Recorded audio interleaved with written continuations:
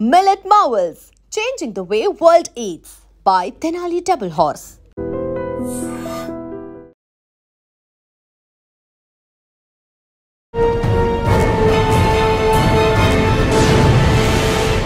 ఈ వారం మన గెస్ట్ 2004 బ్యాచ్ పోలీస్ ఆఫీసర్ పేరు కోన దుర్గా ప్రసాద్ గారు, circle inspector of police, Bhogapuram circle, Vizianagaram district.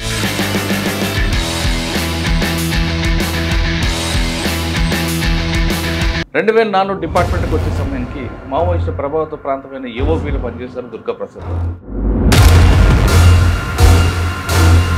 ఆయన నక్సల్స్లో ఇన్ఫర్మేషన్ తీసుకురావడానికి మారువేషాల్లో వెళ్ళి వాళ్ళతోనే మాట్లాడొచ్చారు. సార్, జీ మార్గ్లో మీకు వచ్చిన ఛాలెంజ్ ఏంటి? మేము ఏమైనా ఎస్ఐ కానీ బయటకు రావాలని అంటే మినిమం 20-25 మెంబర్స్ మా చుట్టూ ఉండేవాళ్ళు. జీ మార్గ్లో వారంకి ఒకసారి సంత తగ్గుతుంది. ఈ సంతలోకి అందరూ కూడా వస్తుంటారు.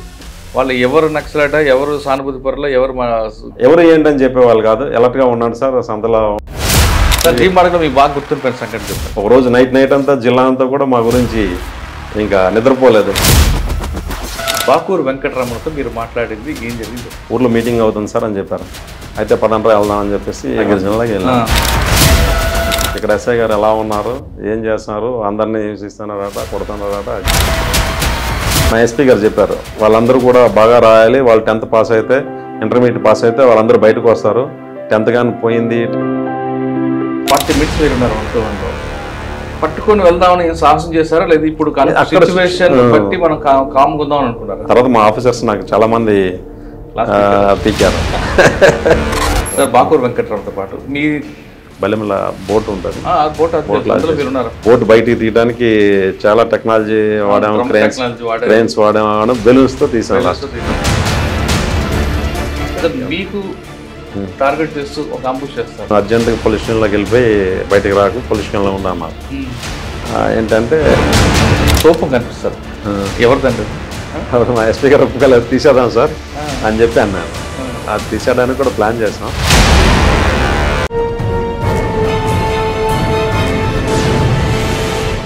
Welcome to crime diaries. ఈ వారం మన గెస్ట్ 2004 బ్యాచ్ పోలీస్ ఆఫీసర్ పేరు కోన దుర్గా ప్రసాద్ గారు, circle inspector of police, Bhogapuram circle, Vizianagaram district. 2004 డిపార్ట్మెంట్కి వచ్చే సమయానికి మావోయిస్టు ప్రభావిత ప్రాంతమైన ఏఓబీలో పనిచేశారు దుర్గా ప్రసాద్ గారు. అప్పట్లో పోలీసులు నక్సల్స్ సంబంధించిన వ్యవహారాల్లో ఒక అప్పర్ హ్యాండ్ రావడానికి గ్రామాలకు వెళ్ళడం, అక్కడ ఉన్న ఇన్ఫర్మేషన్ నెట్వర్క్ డెవలప్ చేయడంలో ముందుండేవారు. అందులో దుర్గా ప్రసాద్ గారు కూడా ఒక పార్ట్. ఆయన నక్సల్స్లో ఇన్ఫర్మేషన్ తీసుకురావడానికి మారువేషాల్లో వెళ్ళి వాళ్ళతోనే మాట్లాడొచ్చారు. ఆ విధంగా ఆయన స్టేట్ కమిటీ మెంబర్తో మాట్లాడి బయటకు వస్తారు. అదొకటే కాకుండా ఒక మంచి ఎన్కౌంటర్ కనిపిస్తుంటాయి. ఆ ఎన్కౌంటర్ జరగడానికి వెనక కారణం ఏంటి, ప్రస్తుతం డిపార్ట్మెంట్లో ఆయన చేస్తున్న వర్క్లో భోగాపురంలో ఎలాంటి క్రైమ్ ఉంటుందనే విషయాన్ని దుర్గా ప్రసాద్ గారు అని తెలుసుకున్నాం. సార్, నమస్తే అండి. నమస్తే అండి. సార్, మీరు 2004 డిపార్ట్మెంట్కి వచ్చినప్పుడు మీది ఒక రికార్డు కనిపిస్తుంటుంది. బాకూరు వెంకటరమణ అలియాస్ గణేష్, ఏఓబీలో స్టేట్ కమిటీ మెంబర్. ఆయనతో మాట్లాడి ఫేస్ టు ఫేస్ మాట్లాడి బయటకు వస్తారు. ఆయన మీరెవరు తెలుసో, మీరు ఆయనకి తెలుసో తెలియదు కానీ మీరు వెళ్ళి మాట్లాడి రావడం అదొక సంచిష్లైంది. అదేవిధంగా అమ్మడేయాలి అనుకుంటారు. వీటన్నిటితో పాటు ఎక్స్చేంజ్ ఆఫ్ ఫైర్లు జరగడం, అప్పుడు ఏఓబీలో నక్సల్స్ ప్రభావిత ప్రాంతాల్లో పనిచేయడం కాకుండా అక్కడ వాళ్ళని కంట్రోల్ చేయడం, అంటే ఇటువైపు రాకుండా, ఇన్సిడెంట్ జరగకుండా, లేదంటే ఆ ప్రాంతంలోని యువత అటువైపు వెళ్లకుండా మీరు చేసిన కార్యక్రమాలు ఏంటి? అక్కడ నుంచి మీ జర్నీ ఇప్పుడు భోగాపురం సర్కిల్కి వచ్చింది. భోగాపురంలో హైవే కానుకున్న ఈ పోలీస్ స్టేషన్లో ఇటీవల కాలంలో ఎక్కువగా రోడ్ యాక్సిడెంట్స్ ఉన్న ఈ పోలీస్ స్టేషన్ ఇప్పుడు ఎయిర్పోర్ట్ రావడంతో సివిల్ మ్యాటర్స్ ఎక్కువ పెరిగినట్టున్నాయి. ఆ ఛాలెంజ్ని ఎలా మీరు ఫేస్ చేస్తున్నారు? ఈ ప్రశ్నకు సమాధానం చెప్పే ముందు కోన దుర్గా ప్రసాద్ గారు కుటుంబ నేపథ్యం, ఎక్కడి నుంచి స్టార్ట్ అయింది మీ జర్నీ? బై ఛాన్సా బై చాయిస్ ఇన్ఫార్మ్ చేసుకోవడం? మాది ఆమదాలవలస అండి, పూజారిపేట. చిన్నప్పటి నుంచి చదవంతా కూడా Amadalavalasa junior college, Amadalavalasa high school, Amadalavalasa junior కాలేజీలో చదవడం జరిగింది. తర్వాత డిగ్రీ కూడా ఆంధ్ర యూనివర్సిటీలో చేయడం జరిగింది. పీజీ కూడా చేశాను, ఎంఏ ఆస్ట్రాలజీ చేశాను, ఎంఏ సోషియాలజీ కూడా చేశాను. హైదరాబాద్లో ఆస్ట్రాలజీ చేశాను. అనుకోకుండా నేను 1998లో ఎస్పీఎఫ్లో కానిస్టేబుల్గా భర్తీ అయ్యాను.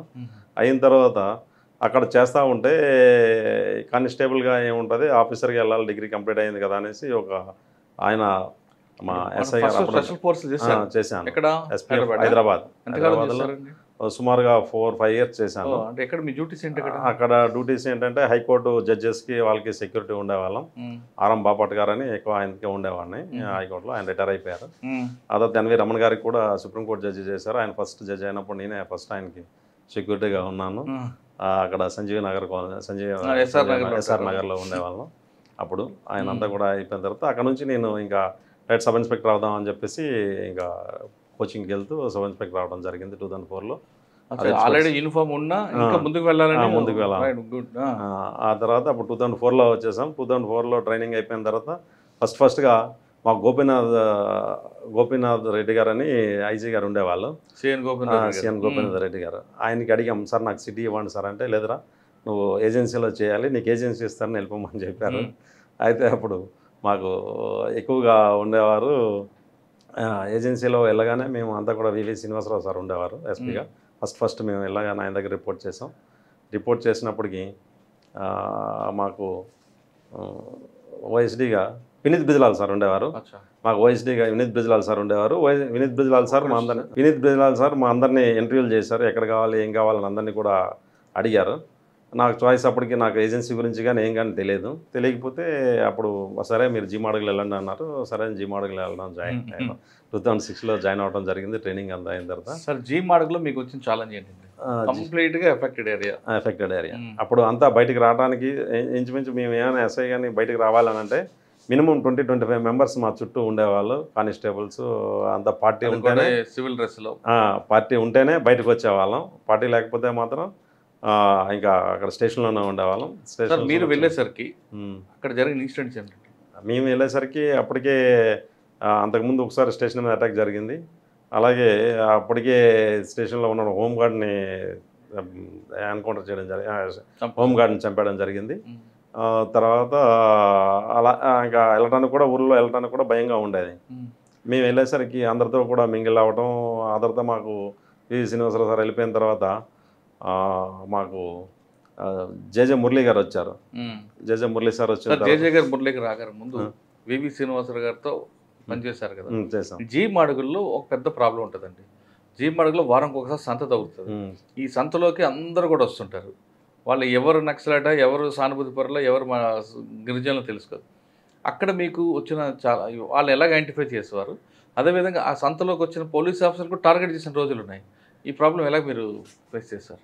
అంటే మ్యాక్సిమం అండి నేను ఎప్పుడు టైం దొరికినప్పుడల్లా, ఎప్పుడైతే మా ఆఫీసర్స్ ఈ మూమెంట్స్ లేనప్పుడల్లా కూడా విలేజ్లు విజిట్ చేసేవాడిని. ప్రతి విలేజ్ అన్నీ మొత్తం ప్రతి పంచాయతీ ప్రతి విలేజ్ వెళ్ళేవాడిని. వెళ్ళి వాళ్ళందరితో ఒక పూట ఉండి మళ్ళీ ఈవినింగ్కి వచ్చేస్తూ ఉండేవాడిని. ఒక్కొక్కసారి నైట్ కూడా అక్కడ ఉండిపోయేవాళ్ళం. ఆ టీం పట్టుకొని మా ఏదైతే స్పెషల్ పార్టీ టీం పట్టుకొని ఎక్కువ విలేజ్లోనే తిరిగేవాడిని అండి. ఎక్కువ కూడా తిరగడం వల్ల అందరూ ప్రెసిడెంట్లు, మెంబర్లు, ఎవరైతే ఊరు పెద్దలు అందరూ తెలిసేవాళ్ళు. ఏదైనా ఇన్సిడెంట్ జరిగితే ఏదైనా జరుగుతుందంటే ముందే మాకు, సార్ మీరు ఈరోజు సంతకు రావద్దు, లేకపోతే ఈరోజు కొంచెం జాగ్రత్తగా ఉన్నాడు సార్, అలర్ట్గా ఉన్నాడు సార్ అని చెప్పేవాళ్ళు. ఎవరు ఏంటని చెప్పేవాళ్ళు కాదు, అలర్ట్గా ఉన్నాడు సార్, సంతలో ఉంటారు అని చెప్పేవాళ్ళు. మేమంతా కూడా పార్టీ పట్టుకొని వెళ్ళేవాళ్ళం. వెళ్ళేటప్పటికి ఆటోమేటిక్గా పోలీసు పార్టీ అంత ఉందని కానీ వాళ్ళు ఎవరో ఏమి ఉండేది కాదు.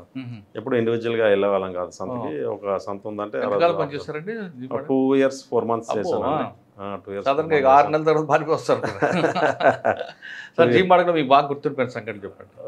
బాగా గుర్తున్న సంఘటనలు అంటే నేను ఉండేటప్పుడు చాలా వరకు నుర్మతిలో కానీ ఇట్లో కానీ ఇన్సిడెంట్లు జరిగిన తర్వాత ఆఫీసర్స్ కొంచెం ప్రెజర్ అవ్వడం జరిగింది. దాని మీద చాలా ఎక్కువ వర్కౌట్ చేసాం. ఒకరోజు నేను అన్నవరం ఎస్ఐ గారు ఇద్దరం, పేరు సింహాద్రి నాయుడు అంటారు, అన్నవరం ఆయన, నేను మా బ్యాచ్మేటే. ఇలా మనకి ఒక ఇన్ఫర్మేషన్ ఉంది నుర్మతిలో వెళ్దాం రా అంటే వచ్చాడు బాబు. మా ఓఎస్డీ గారు అప్పుడు శ్రీకాంత్ సార్ ఉండేవారు. చెప్పిన తర్వాత ఇద్దరం కలిసి వెళ్తే ఎవరు డ్రైవర్ రామంటారు, నేనే నడిపాను. Eicher van నడిపేశాను. 10 మందిని ఎక్కించుకొని వెళ్ళిపోయాము. ఎక్కడి వరకు? నుర్మతి వరకు వెళ్ళాం. అక్కడ దాటేసరికి అన్ని రోడ్ల మీద ఇంకా పెద్ద పెద్ద దొంగలు వేసేసారు. మాతో వచ్చినటువంటి ఏపీఎస్పీ వాళ్ళు కానీ భయపడిపోయారు. ఇంకా సార్ మేము రాము, వస్తే ఏదవుతుంది, మీరేమో డ్రైవర్ ఉన్నారు, మీరు ఇంకా నడపకూడదంటే. అంటే అది మనకు ఏఓబీలో కట్ ఆఫ్ బొయ్తిలి అటువైపు మీటింగ్ అవుతుందని తెలిసింది. మేము ఉన్న 6 ఎక్కించుకొని ఎస్ఐ గారు నేను ఇద్దరం కలిసి బయలుదేరిపోయాం. ఏదైతే అదే అవుతుందని. కాకపోతే అప్పటికి వెళ్ళేసరికి వర్షం కంటిన్యూ పడుతుంది, చీకటి, దానివల్ల చెట్లు కూడా పడేసి ఉన్నాయి. ఇంకా అక్కడతో వాళ్ళు భయపడిపోయారు. వెళ్ళాము సార్ మనం వద్దు ఇంక మేము రామని చెప్పి వాళ్ళనికంటే ఇంకా రిటర్న్ వచ్చేయడం జరిగింది. అయ్యో, అంతవరకు అంతవరకు వెళ్ళి వచ్చేసాం వెనక్కి. అక్కడ మీటింగ్ అవుతుంది, ఇన్ఫర్మేషన్ అవుతుంది. రాత్రి ఇంచుమించు 12 o'clock అలా అయింది మేము వెళ్ళేసరికి. అంటే కంటిన్యూ వర్షాలు అక్కడ అంతా కూడా. దాంట్లో మీటింగ్ అంటే ఎవరంటే సెంట్రల్ కమిటీ ఉన్నారు అప్పటికి దళం మెంబర్స్ వాళ్ళు వచ్చారని చెప్పి, గాలికొండ దళం వాళ్ళ 2-3 దళాలు వచ్చాయని చెప్పేసి ఇన్ఫర్మేషన్. అప్పటికి మనకి ఇంకా ఫోర్స్ అవైలబుల్ లేదు కాబట్టి ఉన్నాళ్ళు తగ్గించుకెళ్ళిపోయాం. కానీ వాళ్ళు ఏపీఎస్పీ కాబట్టి కొంచెం అదే గ్రౌండ్స్ కానీ లేకపోతే స్పెషల్ పార్టీ కానీ ఏదైనా ఉన్నాయి. అప్పుడు ఒక ఇష్యూ ఇదే ఉండేది. తర్వాత ఇంకా బాగా గుర్తుండిపోయింది. తర్వాత ఇంకా మేము ఒకరోజు కోండ్రలో ఒక ఇన్సిడెంట్ జరిగింది.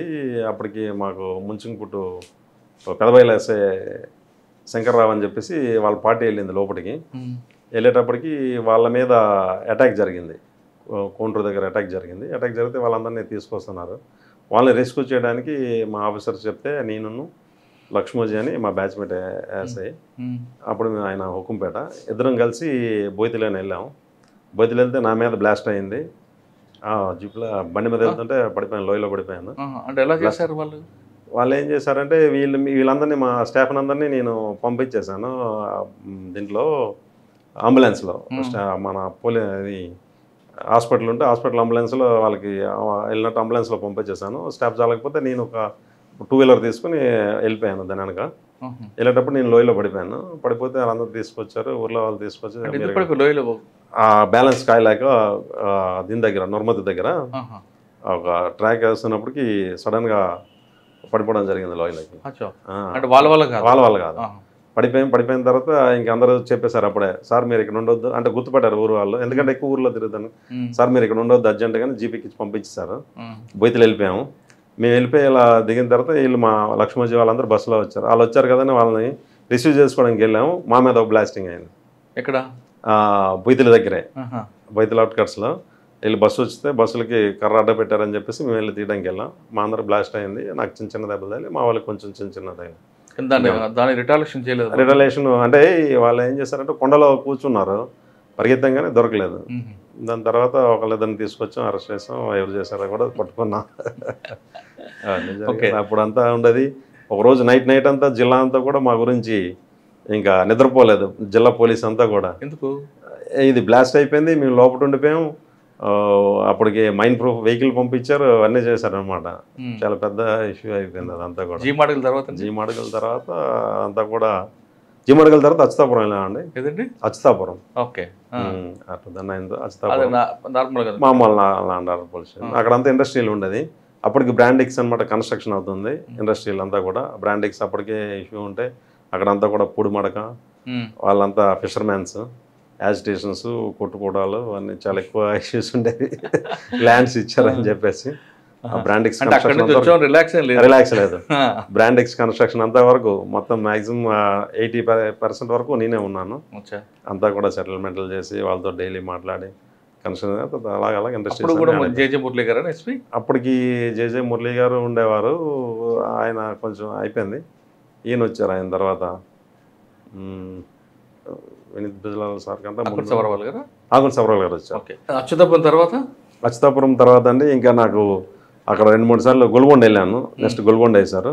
గొల్గొండ వెళ్ళిన తర్వాత ఐబీ నుంచి మన ఇంటెలిజెన్స్ నుంచి కూడా మీరు ఇక్కడ పని చేయకూడదు అని వినీత్ బిజ్లాల్ సార్ ఉన్నారు, ఎస్పీ గారు. వెంటనే ఫోన్ చేసి చెప్పారు, సార్ కూడా మీరు ఎక్కడ ఉన్నారు, మీ మీద యాక్షన్ టీం తిరుగుతుందని అని చెప్తే మా కోడి దుర్గాప్రసాదరావు గారు నేషనల్ డీజీ గారు ఉండేవారు అప్పుడు.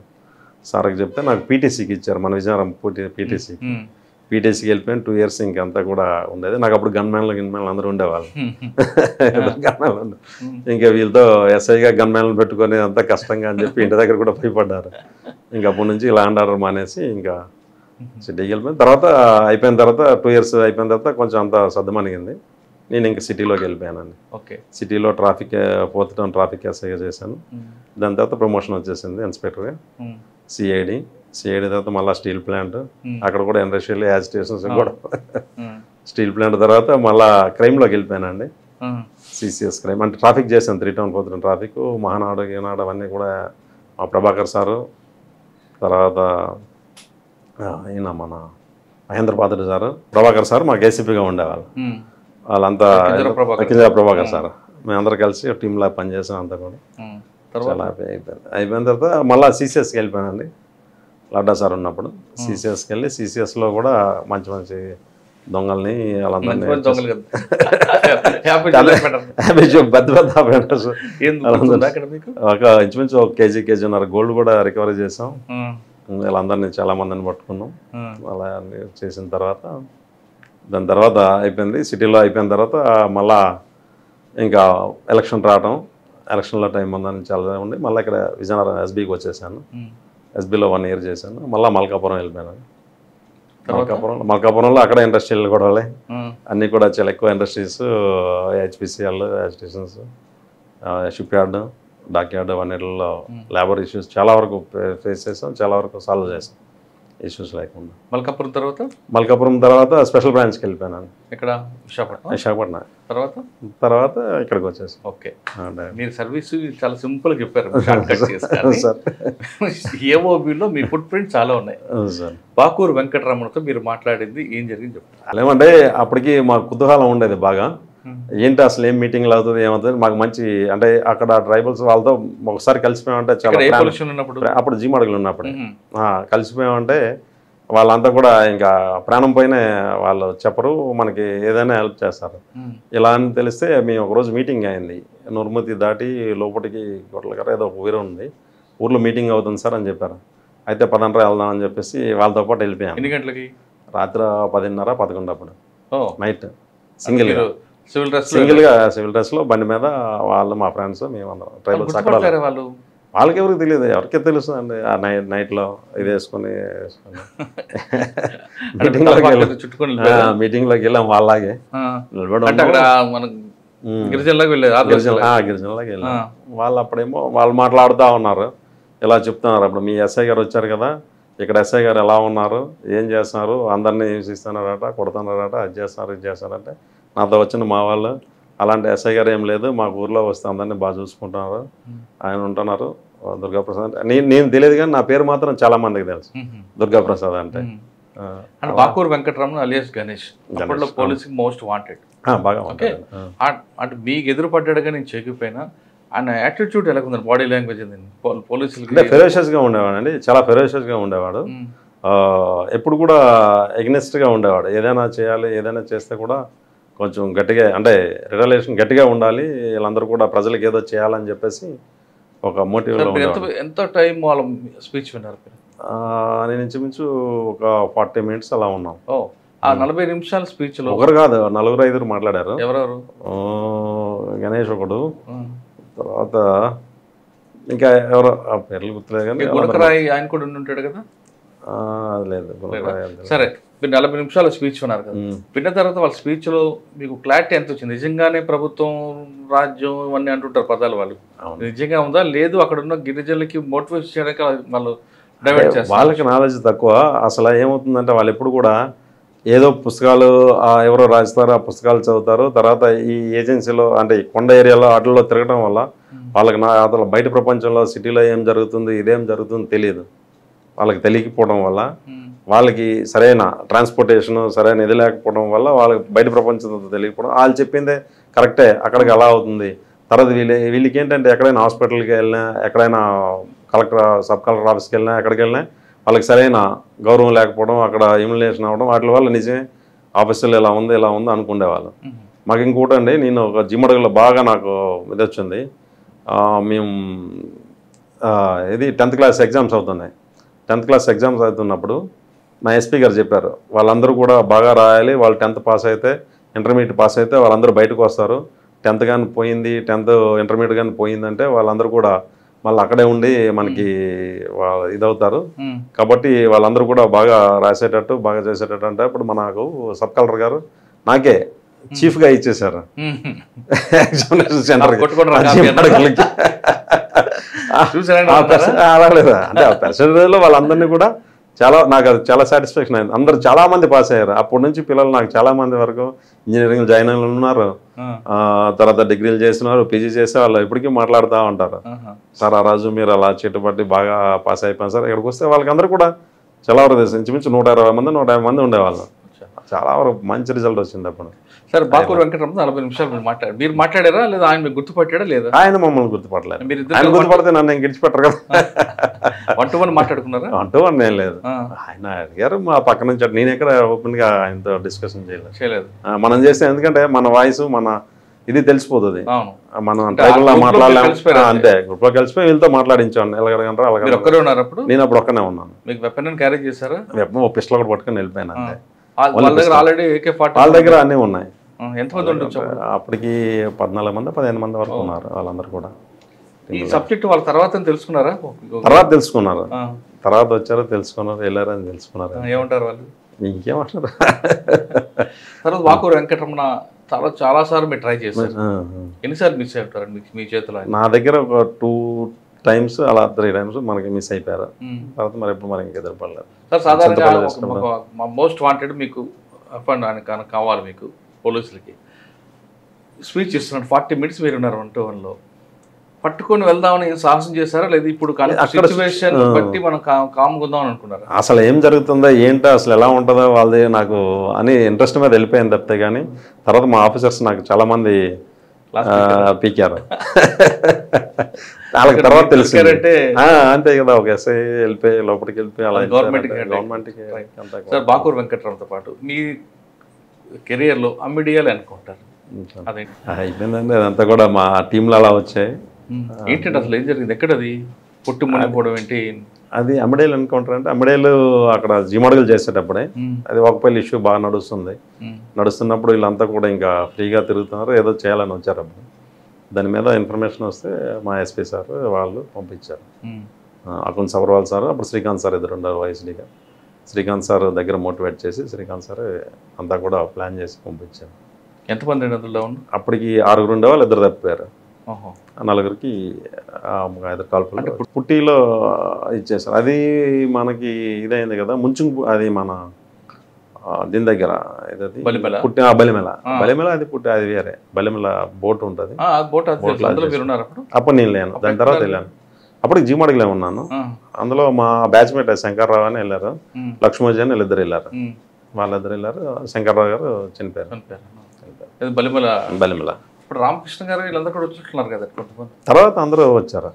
ఇన్సిడెంట్ అప్పుడు నేను జీమాడుగు వెంటనే వెళ్ళిపోయాను. నేను మా జితేందర్ సార్ మీ అందరం కలిసి మీరు వెళ్ళేసరికి సీన్ ఎలాగుందండి?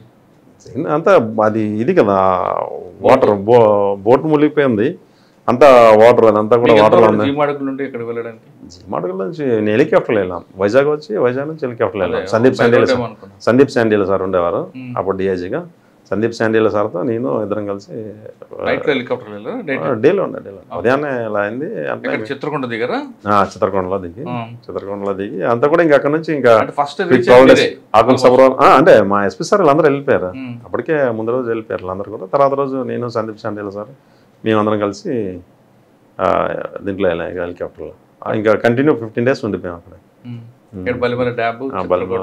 చిత్రకొండ ఇంకంతా కూడా బాడీస్ అన్ని ఇంకా అదే బోట్ బయటికి తీయడానికి చాలా టెక్నాలజీ వాడాము.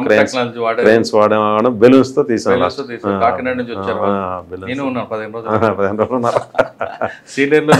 కంటిన్యూ వర్షాలు పడుతుంటాయి, వెళ్ళడానికి ఉండదు, తినడానికి ఉండదు. ఆ టైంలో ఒక ఇన్ఫార్మర్ వచ్చారు, మీకు గుర్తుందా?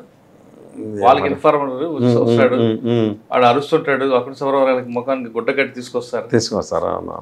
గుర్తుందా సార్? ఆ తర్వాత ఇవి కాకుండా ఇప్పుడు మీరు చెప్పారు ఇందాక 10th class ఎగ్జామ్స్ రాసిన వాళ్ళని మంచి పాస్ అయితే ఆ విధంగా ఇంకేమన్నా మీ యాక్టివిటీస్ అక్కడ అటువైపు వెళ్లకుండా ఉన్నాయి? అటువైపు వెళ్లకుండా ఉండడానికి మాకు జజ మురళీ సార్ ఉండేవారు.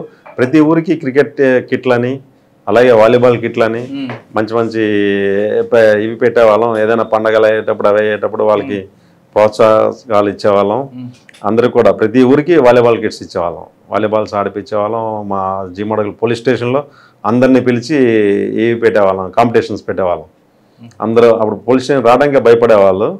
ఆ తర్వాత ఫ్రీగా అయిపోయింది. వాళ్ళందరూ కూడా ఇక్కడ కాంపిటీషన్ పెడుతున్నాం, ప్రతి పంచాయతీ నుంచి అందరు రావాలని అంటే అందరు రావటం, వాళ్ళకి భోజనాలు పెట్టడం, పిల్లలందరూ కుర్రోళ్ళందరూ కూడా రావటం, ఆడటం, గెలిచే వాళ్ళు కప్పు గెలిచేవాళ్ళం. కామేశ్వరరావు గారు అని ఇన్స్పెక్టర్ గారు ఉండేవాళ్ళు, అని బాగా సహకరించి అంతా చేసేవాళ్ళం. సార్ అది జీమాడుగులో ఎందుకంటే ఎక్కువ టార్గెట్ అవుతుంది? కట్ ఆఫ్ ఏరియాకి దగ్గర ఉందన్నా అది ఒరిస్సా బోర్డర్కి ఒకటి, తర్వాత ఏమో మనకి లాంగ్ లోపలికి ఉంటుంది. అప్పుడు మరి ఇంకా ఎలక్షన్ జరిగినా ఫస్ట్ జరుగుతుంటాయి, క్రైమ్ జరిగినా ఫస్ట్ అక్కడ ఉంటుంది. అంటే ప్లస్ ఈ లీడర్స్ అందరూ హెడ్ క్వార్టర్ అదా ఏమన్నా అలాగే ఉండదు. బాగా మన వెంకటరామది ఎక్కడ? బాకూరు వెంకటరామది చింతపల్లి దగ్గర కానీ ఎక్కువ జీమాడుగుల కసింకోట అంటే అది టెరైన్ బాగా ఇది ఉంటుంది. తర్వాత ఇక్కడ ఎక్కువ వీళ్ళు ఉంటారు, కోందులు వాళ్ళు ఉంటుంది. ఆ టెరైన్ వల్ల ఎక్కువ దానికి ఉంటాయి, షెల్టర్ తీసుకోవడానికి చేయడానికి. మీకు టార్గెట్ చేస్తూ ఒక అంబుష్ చేస్తారు. తెలుసు వేసారు. నేను ఒక రోజు నర్సీపట్నంలో ఉండేటప్పుడు బందోబస్తు డ్యూటీలో ఉండేటప్పుడు మా ఎస్పీ గారు ఫోన్ చేశారు, దుర్గాప్రసాద్ నువ్వు ఎక్కడ ఉన్నావు? లేదు సార్ ఇలా నువ్వు అర్జెంటుగా పోలీస్ స్టేషన్లోకి వెళ్ళిపోయి బయటకు రాకు, పోలీస్ స్టేషన్లో ఉన్నా అన్నారు. ఏంటంటే పోలీస్ స్టేషన్లోకి వెళ్ళాను, ఐబీ నుంచి ఫోన్ వచ్చింది, సార్ మీరు ఎక్కడ ఉన్నారని. నేను ఎక్కడ బాగుంది, మీరు అర్జెంట్ ఆ పోలీస్ స్టేషన్లో ఉంటే సేఫ్ అండి, మీరు తెల్లవారిన వరకు బయటకు రాకూడదు అని అన్నారు. అందుకని ఇంకా నైట్ అంతా పోలీస్ స్టేషన్లో ఎవరో యాక్షన్ టీం వచ్చింది అనేసి అప్పుడు టాపిక్ అన్నమాట. అంటే యాక్షన్ టీం ఒక ఎస్ఐ కోసం దిగారంటే మీరు చేసిన వర్క్ వాళ్ళకి ఎంత నష్టం చేస్తుంటారు కదా మరి. ఇక అంటే చాలా వరకు వాళ్ళకి పబ్లిక్తో బాగా మింగిల్ అయిపోయామండి, పబ్లిక్ని ఎవరిని ఎప్పుడు మనం ఇది అవ్వలేదు. ఓన్లీ పార్టీ వరకే నష్టం కానీ పబ్లిక్లో ఏమీ ఇది లేదు. చాలా పార్టీలోకి ఎవరు రాకుండా మీరు కుర్రోళ్ళందరికీ కూడా ఎడ్యుకేట్ చేయడం, వాళ్ళని ఆడించడం చేయటం, వాళ్ళతో కలవటం, వెళ్ళేటప్పుడు అందరినీ పిలిచి మాట్లాడాలి, స్కూల్కి వెళ్ళి పాఠాలు చెప్పడాలు, స్కూల్కి వెళ్ళి చాలా స్కూల్లో పాఠాలు చెప్పేవాళ్ళం, పిల్లలతో అందరితో కలిసేవాళ్ళం, వెళ్ళేటప్పుడు అందరికీ అవి పంచేవాళ్ళం. సాధారణంగా ఆ ఏరియాలో వాళ్ళు తీసుకురావడం చేయడం కాకుండా కొంతమంది అన్నం పెట్టిన వాళ్ళ మీద కేసులు పెట్టిన రోజులు ఉన్నాయి. అటువంటి పని అవి ఉంటాయండి ఆటోమేటిక్. ఎందుకంటే సింపథైజర్స్ అని వీళ్ళు పెడతారు, వాళ్ళని కంట్రోల్ చేయకపోతే వీళ్ళు కంట్రోల్ కారని చెప్పి వాళ్ళకి అలా పెడతారు. వార్నింగ్ ఇచ్చి కేసులు బాగా గుర్తుపెట్టిన సంగతి చెప్పండి. కుమ్మింగ్లో ఏముండండి, కుమ్మింగ్లో మామూలు అన్నీ కూడా. వాకపల్లి సంఘటన వాకపల్లి సంఘటన అంటే అది మా బ్యాచ్మేటే రవికుమార్ అని, ఆయన వెళ్ళారు, మా వెపన్స్ ఏ ఉన్నాయంటే వెళ్ళారు, వాళ్ళ మీద వాళ్ళంతా కూడా తిరగబడ్డారు. సరే వాకపల్లి మనం వెళ్తున్నప్పుడు లెఫ్ట్ సైడ్ ఉంటుంది, స్ట్రైట్కి వెళ్తే జీమాడుగు రోడ్, స్ట్రైట్కి వెళ్తే ఒకపల్లి నిర్మల్ దాటిన తర్వాత ఒకపల్లి లెఫ్ట్ సైడ్ ఉంటుంది. తిన్నగా వెళ్ళిపోతే బొయ్తిలి అని ఒక పంచాయతీ ఉంటుంది. బొయ్తిలి నుంచి మధ్యగారు, అది మధ్యగారు అని ఉంటుంది, మధ్యగారు నుంచి అటు బొయ్తిలి, అటు వెళ్ళిపోతే గోమంగి పెదబైలు అలా వెళ్ళిపోతాం. మధ్యగారు సంత కూడా అవుతుంటుంది, మధ్యగారు సంత అవుతుంటుంది. ఎవ్రీ వీక్ సంతలో కంపల్సరీ వెళ్తాను. స్తూపం కనిపిస్తారు, ఎవరిదండి అది? సూర్యమెట్ట అని ముందు ఉంటుంది స్తూపం, సూర్యమెట్ట అని, ఆ సూర్యమెట్ట దగ్గర ఉంటుంది. అది వాళ్ళు కట్టారు అప్పుడు, అది నేను వెళ్ళిన తర్వాత కట్టారు. ఆ స్తూపం కోలుకొట్టాలని మీరు చూసారు? నేను చూసాను. అప్పుడు మా ఎస్పీ గారు ఒప్పుకోలేదు, తీసేద్దాం సార్ అని చెప్పి అన్నాను. అది తీసేయడానికి కూడా ప్లాన్ చేసాం, కాకపోతే మళ్ళీ వద్దులే అని చెప్పేసి ఆగిపోయింది. సరే వాకపల్లి సంఘటన ఒక్కళ్ళు నాకు పెద్దగా తెలియదు అంత గురించి. బ్యాట్స్మెన్ రవి గారు రైట్ అండ్ దానికంతా కూడా ఆయనే ఫేస్ చేశాడు చాలా వరకు. అంతా కూడా ఇష్యూ అయింది, అంతా కూడా అది ఫేక్, అంటే అదేం జరిగేదేం కాదు, ఇది లేదు. కాకపోతే ఆ పోలీస్ తాలూకా మూమెంట్ కట్టైల్ చేయాలి, ఇటు రాకూడదు అని చెప్పేసి అలాగా హైలైట్ చేశారు, హైలైట్ చేశారు. ఇంకా నక్సల్స్ మూవ్మెంట్ గురించి మాట్లాడుకుంటే ఇప్పుడు మనం ప్రజెంట్ సిచ్యువేషన్ వద్దాం. ఇప్పుడు భోగాపురంలో ఒకప్పుడు రోడ్ యాక్సిడెంట్లు ఎక్కువ ఉండేవి, చిన్న చిన్న పెట్టి కేసులు ఉండేవి. ఇప్పుడు భోగాపురం ఎయిర్పోర్ట్ రావడంతో ల్యాండ్ రైడ్ పెరిగింది, సివిల్ డిస్ప్యూట్స్ ఎక్కువ వస్తుంది, దాంతోపాటు రోడ్ యాక్సిడెంట్స్. ఈ రెండింటిని మీరు ఎలా కంట్రోల్ చేస్తున్నారు? రోడ్ యాక్సిడెంట్స్కి మా ఎస్పీ సార్ బాగా కోఆపరేట్ చేశారంటే 2 మొబైల్స్ ఇచ్చారు, రోడ్ సేఫ్టీ మొబైల్స్. అవి 2 కూడా ఎనీ టైం, ఒకటి నాతవలస టోల్గేట్ నుంచి సవర్వేల్ వరకు, ఒకటి సవర్వేల్ నుంచి రాజప్లవ వరకు. మాకు రాజప్లవ వరకు జంక్షన్ 18 కిలోమీటర్స్ స్ట్రెచ్ ఉంది. 18 కిలోమీటర్స్లో 9 కిలోమీటర్స్ అది, 9 కిలోమీటర్స్ ఇది మధ్యలో. 2 కూడా 24/7 అవైలబుల్గా ఉంటాయి మొబైల్స్ 2 కూడాను. అలాగే నేషనల్ హైవే వాళ్ళు కూడా వాళ్ళ క్రెయిన్స్, వాళ్ళ దానికి అంబులెన్స్లు వాళ్ళు కూడా ఉన్నాయి. ఎక్కువ ఏం చేస్తాను అంటే ఏది కూడా పార్కింగ్ అయిపోకుండా చేయకుండా చూస్తాను. ఎక్కువ ఏమవుతుందంటే హైవేలో అన్నెసరిగా పార్కింగ్ ఉంటే వెనక నుంచి వచ్చేవాడికి లైటింగ్ వల్ల దానివల్ల యాక్సిడెంట్లు అయ్యి ఉంటాయి ఇంతకుముందు. ఇప్పటి వరకు చాలా తగ్గించాం అవన్నీ కూడా. పార్కింగ్ లేకుండా, పార్కింగ్ ఉందంటే మావాడు వెహికల్ హార్న్ చేసుకొని వెళ్తూ ఉంటాడు, అవి ఆటోమేటిక్ తీస్తున్నాం.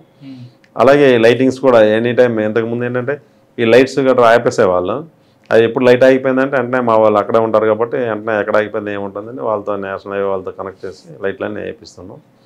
దాని తర్వాత మూమెంట్ ఎక్కువ, పోలీస్ మూమెంట్ ఎక్కువ రోడ్డు మీద ఉంటుంది కాబట్టి వాళ్ళు కూడా కొంచెం అలర్ట్ అవుతుంటారు. Road actions. సివిల్ డిస్ప్యూట్స్ అంటే ఏమవుతుందంటే మీ సర్కిల్లో అంటే మాకు అలా ఏమి ఉండదు. ఇక్కడ ఏముంటుందంటే ఎక్కువ ఉన్న కేసులు ఏంటి, ఎక్కువ ఏంటవుతుందంటే ఒకసారి వాళ్ళ తాతలు అప్పుడు ఒక ల్యాండ్ రేట్లు చాలా తక్కువ, 50 ఎకరా 50,000కి 1 lakh 2 lakh 3 lakh అమ్మేసేవాళ్ళు.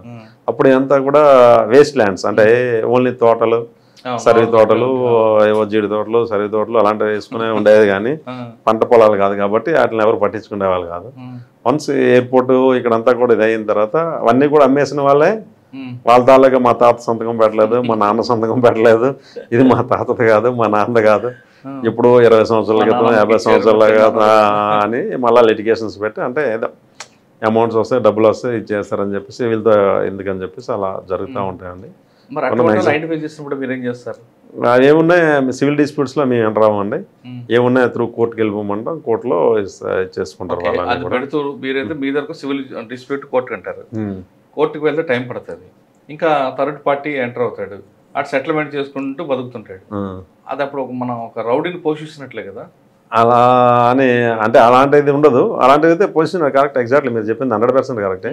కాకపోతే అలాంటివి ఉండదు. వాళ్ళు ఏదైతే ఎప్పుడైతే వాళ్ళ పెద్ద మనుషులు ఉంటే పొలిటికల్ ఉంటుంది, లేకపోతే పెద్ద మనుషులు ఎవడో చెప్పేటప్పుడు వినేటప్పుడు వినరు వాళ్ళు, ఎందుకంటే ఇలా గొడవలు పడడానికి ఇష్టపడరు కాబట్టి చేస్తుంటారు. మేము అలాంటివి ఏమున్నా మా దృష్టికి వచ్చినా కూడా కేసులు పెడుతుంటాం, వాళ్ళ మీద పెడతాం. అలాగే ఏమి ప్రజెంట్ అయితే అలాంటివి మన దృష్టికి రాలేదు, ఎవరో అలా సెటిల్ చేస్తున్నట్టు ఇది చేస్తున్నట్టు ఏం రాలేదు.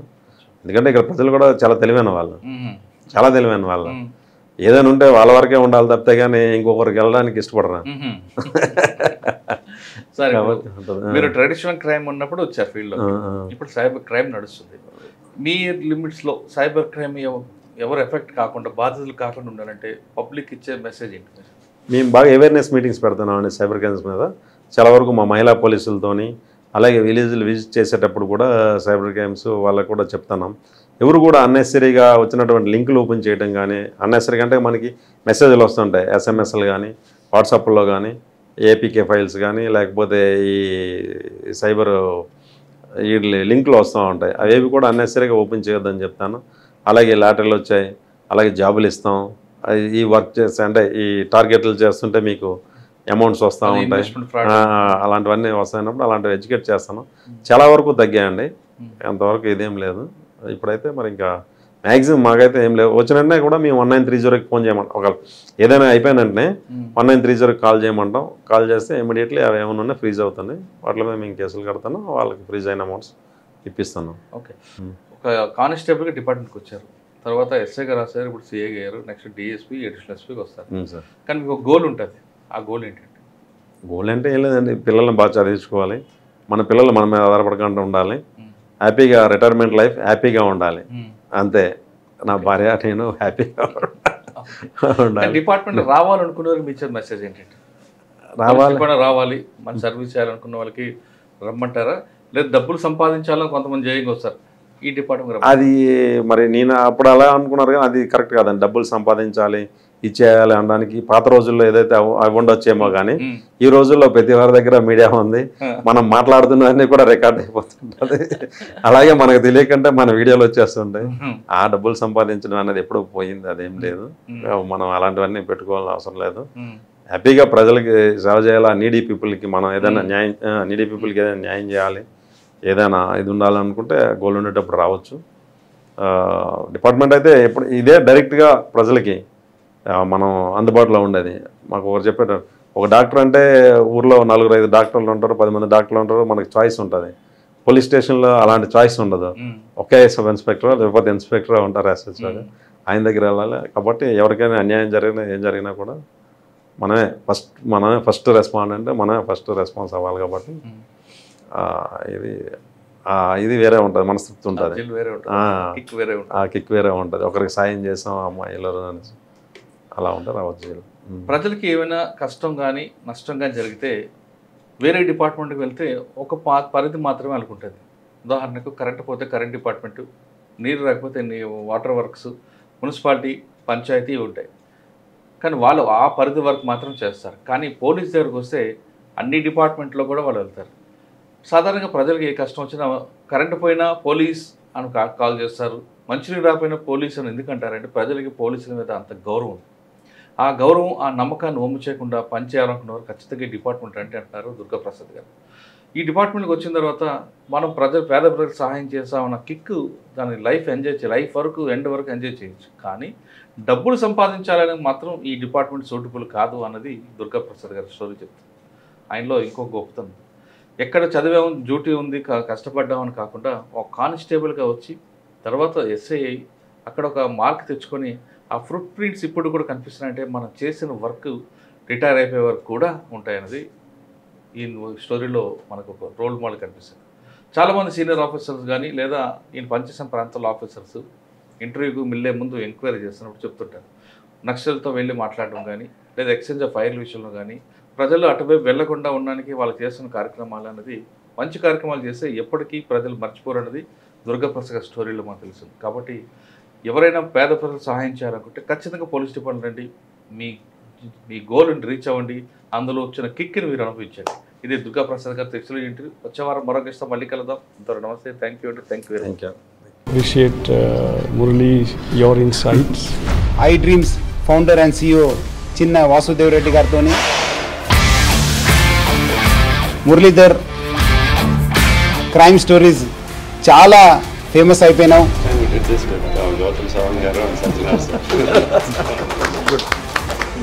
Well done. Congratulate him for doing so well, and I congratulate him, his boss also, for doing so well.